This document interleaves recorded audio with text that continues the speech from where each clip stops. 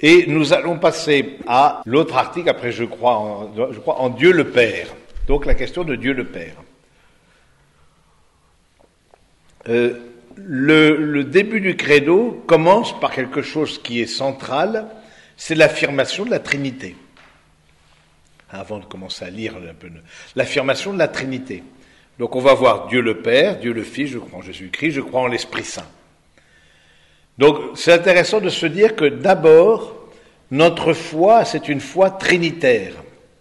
C'est une foi trinitaire, c'est-à-dire que nous croyons en un Dieu unique, mais nous ne croyons pas en un Dieu solitaire.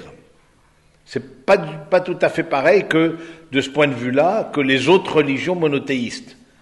Judaïsme et islam, qui sont très proches les deux par beaucoup d'aspects du reste, croient en un Dieu, mais en un Dieu solitaire, c'est-à-dire quelque part un Dieu, un compact, voilà, comme une boule compacte qui serait au-dessus de nos têtes, mais dans laquelle, qui serait peut-être capable d'amour lui-même envers les êtres humains, mais qui en lui-même n'est pas circulation d'amour. Or, nous croyons en un Dieu Trinité qui, en lui-même, est communion d'amour. Père, Fils et Esprit Saint. Ça, c'est une révélation. Ça, c'est Jésus qui nous le révèle. Seuls les chrétiens croient ça. Alors, c'est un mystère. Donc, on va voir aujourd'hui la question du Père, mais c'est un mystère qui, pour nous, est, comme les mystères de notre foi, nous dépassent. Pourquoi ? Parce que, à la fois, on dit, ben voilà, chaque personne divine représente c'est pas un fromage qu'on peut répartir en trois. C'est que chaque personne divine est la totalité de Dieu. Et chaque personne divine agit en communion avec les autres. C'est ce qu'on appelle les missions trinitaires, c'est-à-dire que ce que fait le Fils aussi concerne le Père et concerne l'Esprit Saint. C'est pas, bah toi, le Père, tu es créateur, alors moi, l'Esprit Saint, j'ai rien à voir dans la création. La preuve, c'est qu'on verra lors de la création, je ne sais pas si on le verra aujourd'hui, mais au commencement, qu'est-ce que dit l'Écriture ? Au commencement, l'Esprit planait sur les eaux. Donc, toute action de Dieu est trinitaire. Si on va voir par rapport à la création, Dieu créa le ciel et la terre, et Dieu dit, c'est-à-dire le verbe c'est Jésus. Donc c'est le Fils. Et Dieu dit, et ensuite l'Esprit planait sur les eaux. Donc comme ça, c'est important que nous soyons, parce que on commence au nom du Père, du Fils, Saint-Esprit de façon un peu machinale, mais toute œuvre est une œuvre trinitaire. Toute œuvre implique les trois personnes divines que Jésus nous a fait connaître, parce qu'il a fallu la venue de Jésus pour nous faire connaître. L'amour du Père, on le connaissait déjà dans l'Ancien Testament, mais clairement, la personne du Fils, en Jésus, le Fils qui a pris notre humanité, et la personne du Saint-Esprit, ce sont des personnes divines. Ça aussi, c'est très intéressant. Ce sont des personnes divines. Il y a une relation personnelle. Alors, posez-vous la question, où est-ce que j'en suis de la relation personnelle avec chaque personne de la Trinité ? Est-ce que quand je prie, je m'adresse au Père ? Est-ce que quand je prie, je m'adresse plutôt à Jésus ou au Saint-Esprit ? Et on peut voir dans notre vie spirituelle une évolution. Une évolution dans le sens où il y a des moments où on est plus tourné vers le Père, la personne de Jésus, ou alors et la personne de l'Esprit Saint, plus d'importance. On voit bien, par exemple, c'est un peu grâce au mouvement pentecôtiste américain, puis ensuite au mouvement charismatique en France, puis en Europe, voilà, qu'on a comme repris conscience, non pas qu'on a, il n'existait pas avant, mais on a repris conscience du rôle du Saint-Esprit. Donc, qui fait partie de notre foi. Donc, c'était toujours intéressant, posez-vous la question, par exemple, on ne va pas le faire maintenant, en quoi l'Eucharistie est trinitaire ? Et si vous regardez, certaines d'entre vous sont abonnés à Magnificat ou prions en église, et donc du coup vous avez les prières eucharistiques, vous les décortiquez, on fait ça au séminaire, on voit le Père, ensuite le Fils. Du coup voilà, c'est intéressant de dire que tout part d'une communion d'amour, et nous sommes à l'image et à la ressemblance d'une communion d'amour. Et ça, c'est quand même très différent des autres religions monothéistes. Ça, c'est pas pour rien que la religion chrétienne, c'est comme ceux qui sont pas chrétiens disent, c'est la religion de l'amour. Parce qu'on est à l'image, à la ressemblance d'une communion d'amour. Alors déjà, on en trouve les signes dans l'Ancien Testament. Faisons l'homme à notre image et ressemblance. Cette première personne du pluriel, qui est assez mystérieuse. Alors bien sûr, les pères de l'Église, quand ils ont médité là-dessus, ils ont déjà vu l'image de la Trinité. Donc c'est, voilà, juste pour dire qu'on rentre déjà dans cette dimension trinitaire, c'est vraiment quelque chose qui est essentiel, en même temps mystérieux, mais qui éclaire notre vie. C'est-à-dire la Trinité, la communion, la circulation d'amour de la Trinité, le Père se donne dans le Fils se donne au Père, et cet amour du Père et du Fils, c'est cette personne du Saint-Esprit qui nous est envoyée, qui nous rappelle ce que le Fils a dit, c'est ce que dit Jésus, l'Esprit Saint rappellera toutes choses. Bien voilà, c'est là-dedans qu'on a été créé. C'est pour ça qu'on est appelé au fond à un amour, parce qu'on est à l'image d'un amour. On n'est pas à l'image d'un Dieu compact. On est à l'image d'un Dieu de relation. Et donc les relations trinitaires définissent aussi notre vocation. Même si ça nous paraît un peu loin, un peu peut-être théorique, mais ça définit. Et c'est Jésus il nous a fallu une révélation. On ne peut pas, sans révélation, et c'est-à-dire sans la personne de Jésus, accéder à la Trinité, découvrir la Trinité.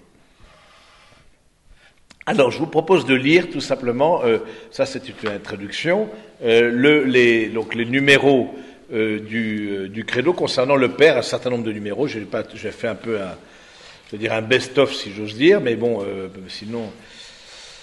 Dans tous les attributs divins, seule la toute-puissance de Dieu est nommée dans le symbole. Donc, vous vous rappelez, on a vu les symboles. Oula, ça a explosé. Il faut éteindre le thermostat, voilà. Éteins le thermostat. Non, Sophie, éteins le thermostat, voilà. Tu tournes. Le thermostat, tu le tournes vers 0. Voilà. Parce que sinon, ça va.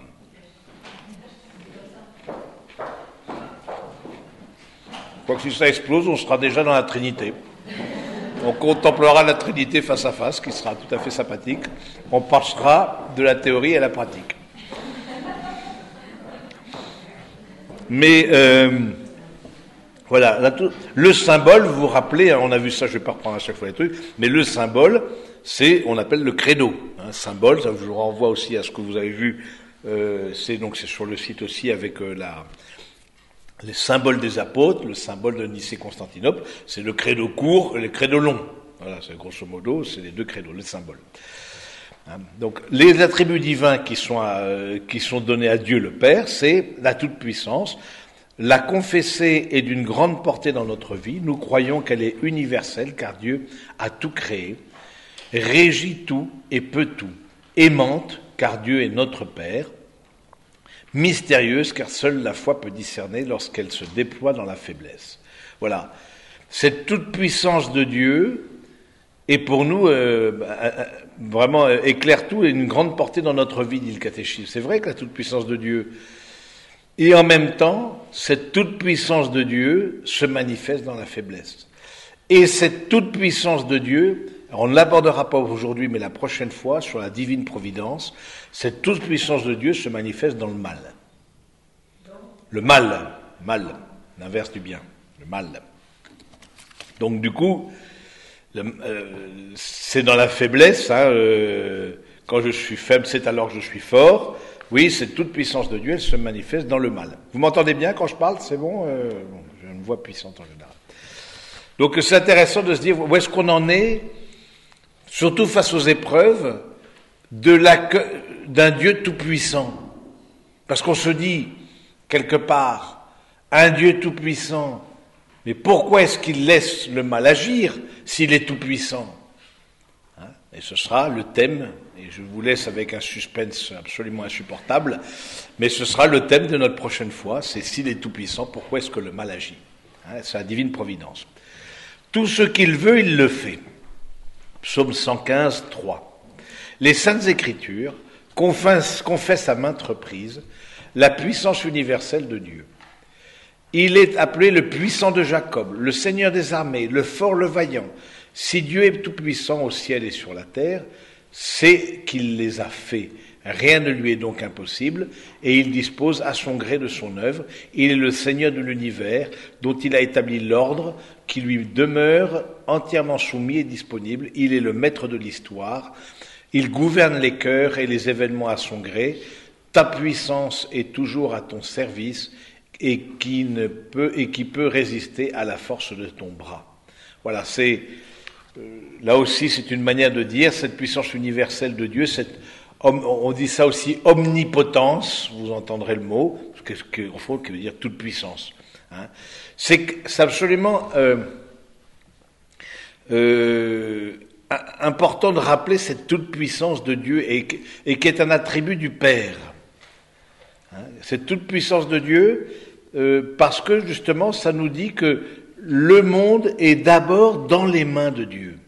C'est ce qui est marqué, il gouverne, il est le maître de l'histoire. Et ça pour nous, c'est très important comme chrétiens de se dire que tout est dans les mains de Dieu, dans nos vies personnelles, mais aussi dans les grands bouleversements historiques, comme sont les guerres par exemple, les famines, les épidémies, les grands bouleversements historiques, il est le maître de l'histoire.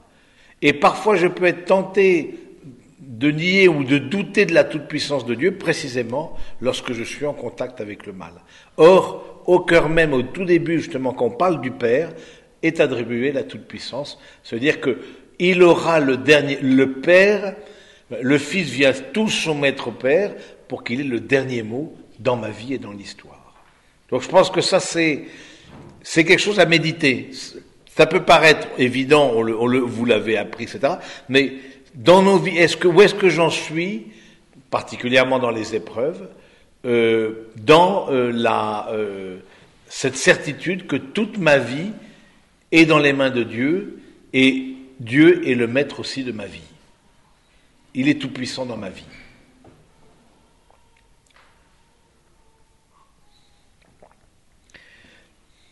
Tu as pitié de nous, de tous, parce que tu peux tout. Dieu est le Père tout-puissant. Sa paternité et sa puissance s'éclairent mutuellement. En effet, il montre sa toute-puissance paternelle par la manière dont il prend soin de nos besoins. Par l'adoption filiale qu'il nous donne, je serai pour vous un père et vous serez pour moi des fils et des filles, dit le Seigneur tout-puissant. Enfin, par sa miséricorde infinie, puisqu'il montre sa puissance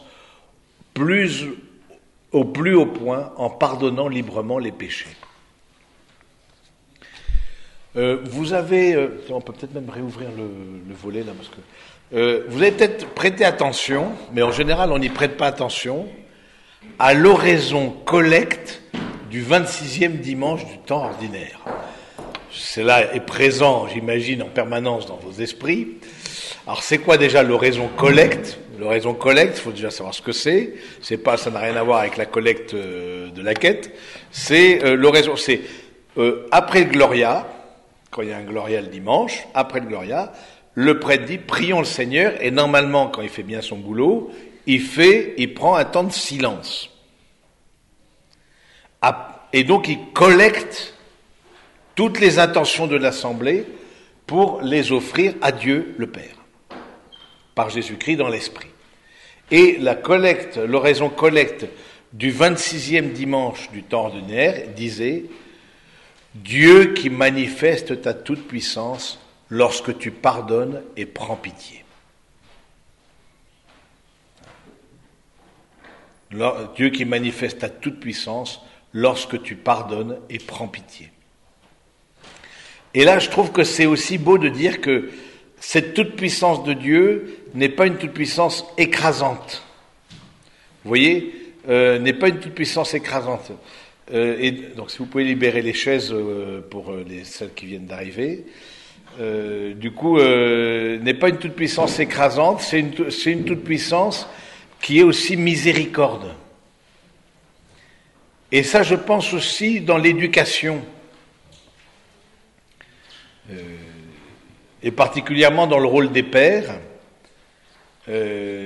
qui sont chargés aussi de dire quelque chose du Père Céleste, eh bien, la toute-puissance, les pères sont des réalités humaines, bien sûr, mais les pères de famille, mais là, il y a une forme de force, etc., chez l'homme, mais il doit prendre l'utilisation de la force à la mesure dont Dieu prend l'utilisation de la force lorsque tu patientes et prends pitié. Et je trouve que c'est très beau de, tout de suite, la toute-puissance divine, voilà, elle est reliée à la miséricorde divine. Et de fait, dans les 3 années qui ont précédé la célébration du jubilé de l'année 2000, les 3 années, Père, Fils et Esprit Saint, et dans chaque année, donc 97, 98, 99, dans chaque année, il y a eu une méditation sur une des personnes divines. En 97, c'était le Père. Et le Père, ce qui a été retenu par, c'est un livre qui a été fait, qui est très intéressant sur justement le Père. Et ce qui a été d'abord retenu du Père, c'est la miséricorde. Bien sûr, à travers l'expérience du Père, du Fils prodigue, du Père miséricordieux, mais c'est d'abord ce qui a été reconnu. C'est le Père est Père parce qu'il est miséricorde. Parce qu'il patiente et prend pitié.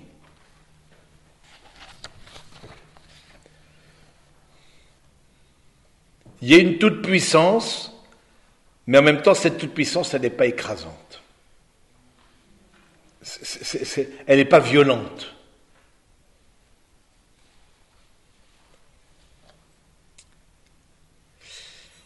Dans le numéro 271, la toute-puissance divine est nullement arbitraire. En Dieu, la puissance et l'essence, la volonté et l'intelligence, la sagesse et la justice sont une seule et même chose, de sorte que rien ne peut être dans la puissance divine qui ne puisse être aussi de la juste volonté de Dieu ou de sa sage intelligence. Ça, c'est du saint Thomas d'Aquin, donc c'est un peu plus philosophique. Mais voilà, cette toute puissance de Dieu, c'est pas comme nous, où on voit les hommes de pouvoir, par exemple, qui ou nous entourent ou nous dominent. Voilà, parfois on voit que c'est s'entraîner par les passions, par la colère, par les excès d'autorité, les abus de pouvoir, etc., etc. C'est pas une puissance arbitraire. Hein, de voir que en Dieu, cette puissance est aussi juste. C'est une force qui est puissante, c'est qui est juste, et c'est une justice qui est forte. Et ça, je pense que d'allier force et justice, c'est en Dieu qu'il y a cet alliage de force et de justice. Et donc, du coup, pour nous, c'est intéressant de voir que rien ne peut être dans la puissance divine qui ne puisse être dans la juste volonté de Dieu ou dans sa sage intelligence. C'est ça. C'est pas, attention, Dieu n'est pas homme. À la différence des mythologies qui ont voulu transposer, les mythologies païennes, dans la réalité invisible, ce qu'ils voyaient dans la réalité terrestre, là, il a fallu une révélation pour dire justement, Dieu est Père, mais pas comme l'homme est Père. Parce que comme l'homme peut s'énerver, peut aller à des accès de colère, des accès de violence, des accès de, etc., etc., mais il est Père d'une autre manière. Hein, c'est ce qu'on appelle, juste pour votre culture générale, la théologie négative. On dit ce que Dieu n'est pas. Dieu est saint, mais pas comme la créature est sainte. Dieu est Père, mais pas comme voilà, pour bien garder la part du mystère et de la transcendance. Hein, ce qu'on appelle la théologie, vous entendrez peut-être, théologie négative. Hein, donc, c'est intéressant de dire, voilà, il est Père, mais d'une autre manière. Et là, il a fallu une révélation, déjà dans l'Ancien Testament, hein, une révélation pour connaître ça, justement. Ça, c'est le monothéisme, de voir cette paternité de Dieu, hein, qui s'exerce quand il patiente et prend pitié. Le mystère de l'apparente impuissance de Dieu. La foi en Dieu, le Père Tout-Puissant, a peut-être été mise à l'épreuve par l'expérience du mal et de la souffrance. Parfois, Dieu peut sembler loin, absent et incapable d'empêcher le mal. Or, Dieu le Père a révélé sa toute-puissance de la façon la plus mystérieuse, dans l'abaissement volontaire et dans la résurrection de son Fils, par lesquels il a vaincu le mal. Ainsi, le Christ crucifié est puissance de Dieu et sagesse de Dieu, car ce qui est folie de Dieu est plus sage que les hommes, et ce qui est faiblesse de Dieu est plus fort que les hommes. C'est dans la résurrection et dans l'exaltation du Christ que le Père a déployé la vigueur de sa force et manifesté quelle extraordinaire grandeur revêt sa puissance pour nous les croyants. Le mystère de l'apparente impuissance de Dieu.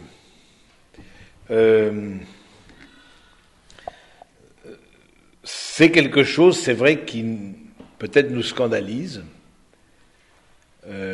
mais en même temps, on affirme un Dieu tout-puissant, et en même temps, il y a comme eu un respect de la part de Dieu de la liberté aussi humaine.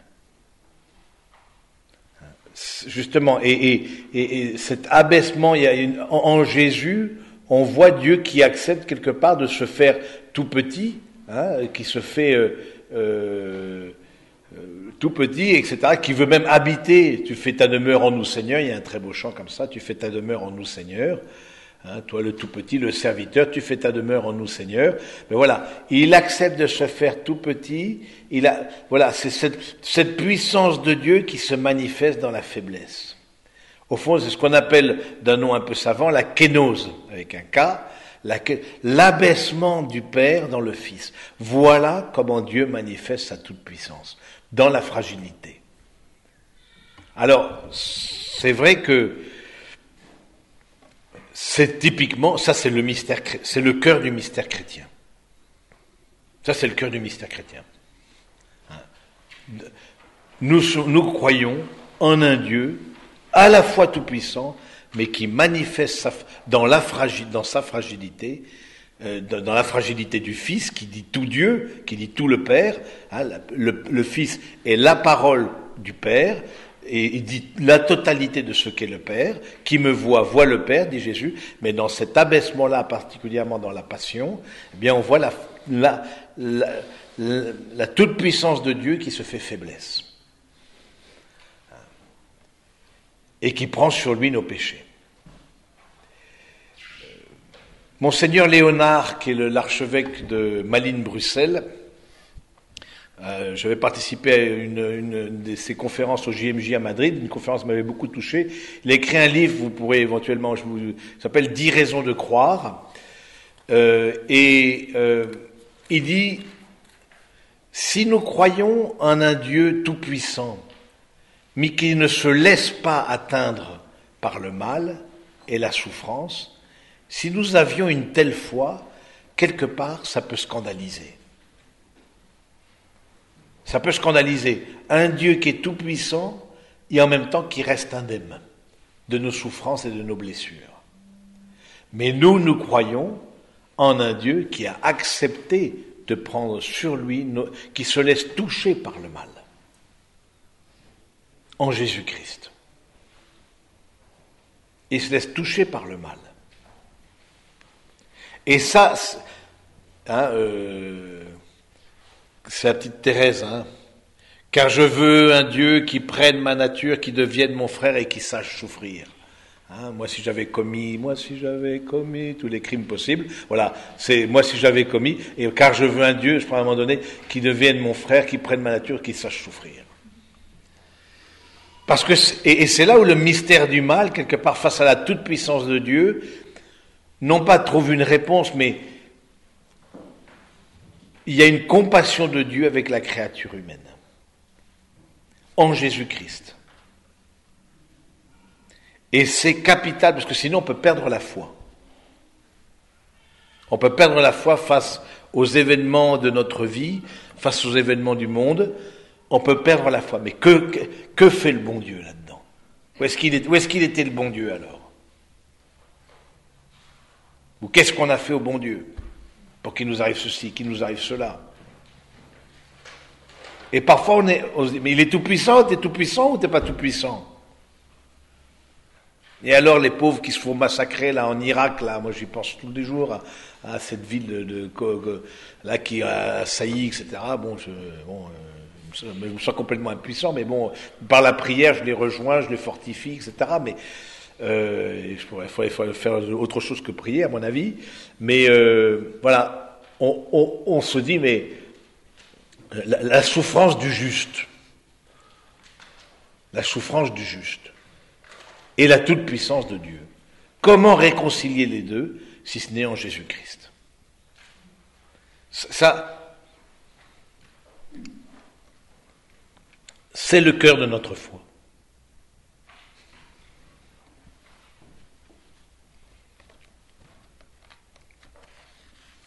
C'est le cœur de notre foi.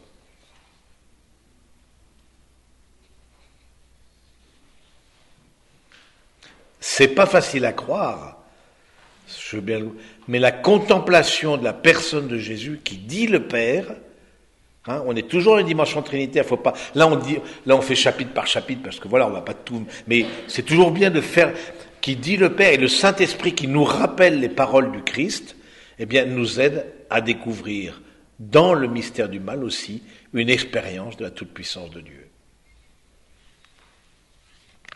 Que Dieu n'est pas absent de celui qui souffre. Il est absent du mal en tant que tel qui ne veut pas le mal, mais il n'est pas absent de celui, et particulièrement du juste, qui est opprimé. Nous le croyons parce que Jésus-Christ l'a vécu. Sinon, vous voyez, dans les autres religions monothéistes, sinon quoi? On dit, c'est volonté de Dieu. Comment ils expliquent? C'est la volonté de Dieu. Mais il y a quelque chose qui est pratiquement scandaleux. Je me rappelle comme ça avoir discuté, quand j'étais aumônier d'étudiants, j'étais visiter le BTS, etc., dans une institution catholique pour les inviter à participer à l'aumônerie, et j'ai discuté avec plusieurs jeunes filles qui étaient musulmanes, comme ça, etc. Et elles me demandent, est-ce que vous êtes révoltés contre Dieu? Je dis non, c'est pas trop mon style, je suis pas, voilà, je pense pas, peut-être une fois, nous jamais. Bon, c'est volonté de Dieu. Il y a quoi devenir athée avec un truc comme ça? Tout est volonté de Dieu. Ben non. Il y a aussi la volonté des hommes. On va le voir dans la création. Justement, si j'ai pas la lumière du Christ, le mystère du mal est juste inaudible.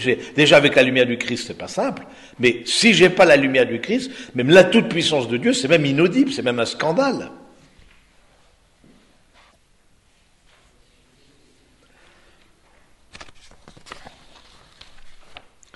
Seule la foi peut adhérer aux voies mystérieuses de la toute-puissance de Dieu. Ben oui. Cette foi se glorifie dans ses faiblesses afin d'attirer sur elle la puissance du Christ. De cette foi, la Vierge Marie est le suprême modèle, elle qui a cru que rien n'est impossible à Dieu et a pu magnifier le Seigneur. Le puissant fit pour moi des merveilles, saint est son nom. Eh bien voilà, Marie a engendré par la foi, nous dira ensuite le pape Jean-Paul II, la Vierge Marie est là pour nous rappeler justement que cette puissance de Dieu se manifeste dans la faiblesse, dans cette faiblesse d'une jeune fille d'une quinzaine d'années, mais aussi dans la faiblesse de son fils, au pied de la croix, elle était. Voilà, il y a une puissance de Dieu qui se manifeste au cœur même de la croix.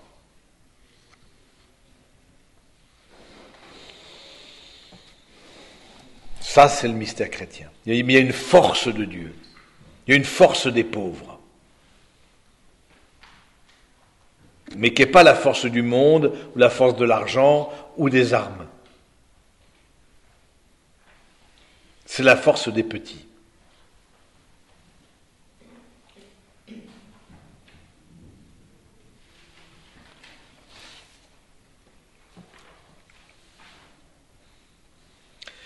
Rien n'est donc plus propre à affermir notre foi et notre espérance que la conviction profondément gravée dans nos âmes que rien n'est impossible à Dieu.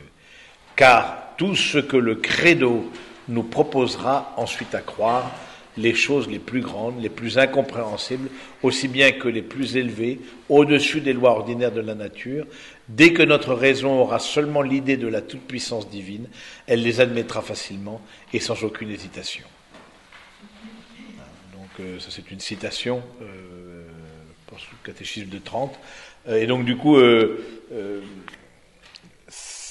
pense que la toute-puissance de Dieu, quelque part, dans ce sens-là, nous aide aussi à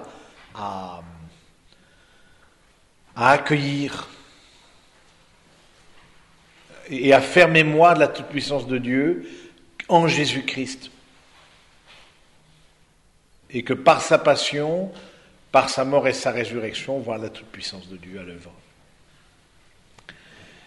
Ensuite, le Créateur. Donc, premièrement, Dieu le Père Tout-Puissant, Créateur du ciel et de la terre. On va voir d'abord le Créateur. Ça, c'est aussi très intéressant. Au commencement, Dieu créa le ciel et la terre. Car c'est avec ces paroles solennelles que commence l'Écriture sainte. Le symbole de la foi reprend ces paroles en confessant Dieu le Père Tout-Puissant comme le Créateur du ciel et de la terre, de l'univers visible et invisible. Nous parlerons d'abord du Créateur, ensuite de sa création, ensuite de la chute du péché dont Jésus-Christ, le Fils de Dieu, est venu nous relever. La création est le fondement de tous les desseins salvifiques de Dieu, le commencement de l'histoire du salut, qui culmine dans le Christ, inversement, le mystère du Christ, et la lumière décisive sur le mystère de la création. Il révèle la fin en vue de laquelle, au commencement, Dieu créa le ciel et la terre. Dès le commencement, Dieu avait en vue la gloire de la nouvelle création dans le Christ. Alors, ça c'est de la citation de saint Paul aux Romains.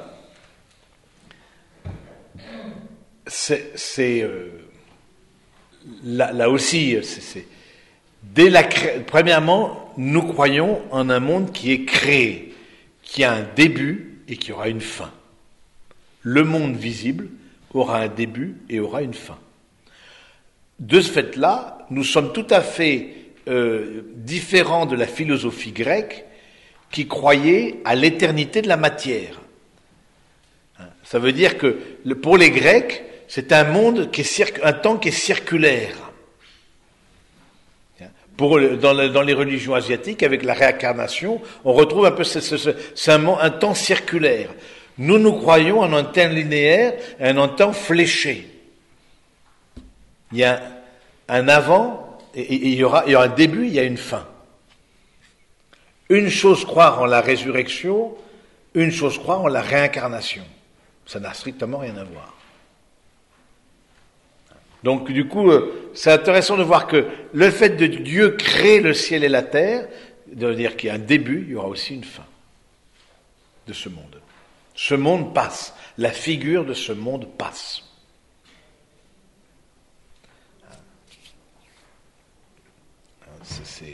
Donc ça donne aussi un rapport au temps qui est différent.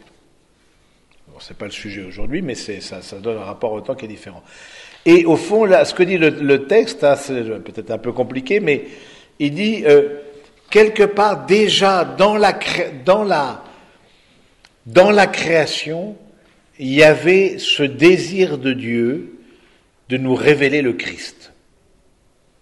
Déjà dans la création, alors les pères de l'Église emploient des métaphores en disant Dieu a créé avec ses deux mains qui sont le Fils et l'Esprit Saint.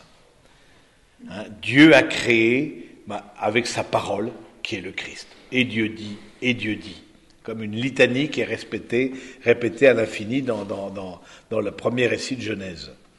Hein, donc c'est intéressant. Déjà, ça veut dire que déjà dans la création, à la fois il y a cette visée du Christ, hein, mais le Christ aussi vient éclairer toute la création. Vous avez peut-être lu cette parole de saint Paul, je pensais aux Galates, la création aspire à être sauvée. C'est très mystérieux comme parole. Mais ça veut dire aussi que pour nous, comme chrétiens, nous avons un regard sur la création. Alors on voit que l'écologie est tout à fait à la mode, etc., ça c'est très bien. Mais je veux dire, la première écologie, c'est une écologie qui vient de la Bible. Parce que la personne humaine, l'homme et la femme, sont au sommet de la création, et donc sont responsables de la création, auront à répondre de la création. Donc ça veut dire qu'il y a toute une écologie à la fois humaine et divine qui fait que cette création-là, elle est à l'image, à la ressemblance de Dieu. Je peux découvrir déjà dans la création des traces de Dieu. Et c'est vrai que peut-être ça vous est arrivé dans des beaux paysages, dans des contemplations comme ça de la terre, etc. On voit des paysages qui sont absolument à couper le souffle. Mais on se dit, dans tout ça, il y a un ordre. Il y a un ordre dans la création. On voit que ça marche. Mais qui met le désordre? C'est pas la création elle-même. On voit bien que c'est la personne humaine, par le désir de richesse, le désir de la convoitise, au fond, des richesses, essentiellement, qui sème le désordre dans la création. Mais au commencement, il n'en était pas ainsi. Donc, c'est intéressant de voir que, je dis ça parce que l'écologie, sans s'en rendre compte, l'écologie rappelle qu'il y a un ordre dans la création. Mais s'il y a un ordre, comment il s'est mis, l'ordre? C'est bien que quelqu'un l'y a mis. Là, il s'est mis tout seul. Il s'est mis comme ça, par le fruit du hasard et de la nécessité. C'est ce que vous diront certains, très clairement, les personnes athées. Oui, c'est vrai, il y a un ordre. Mais en fait, voilà, c'est vrai que il y a des animaux faibles, il y a des animaux forts. Du coup, il y avait, c'est Darwin. Les plus forts ont triomphé. Puis finalement, ça s'est fait comme ça. Le fait, même entre les cellules, etc. Ça c'est bon. Mais nous croyons, c'est possible que ce soit. Mais nous croyons que en cela, même dans la matière, on distingue la volonté de Dieu. C'est-à-dire, Dieu est à l'œuvre même dans la matière.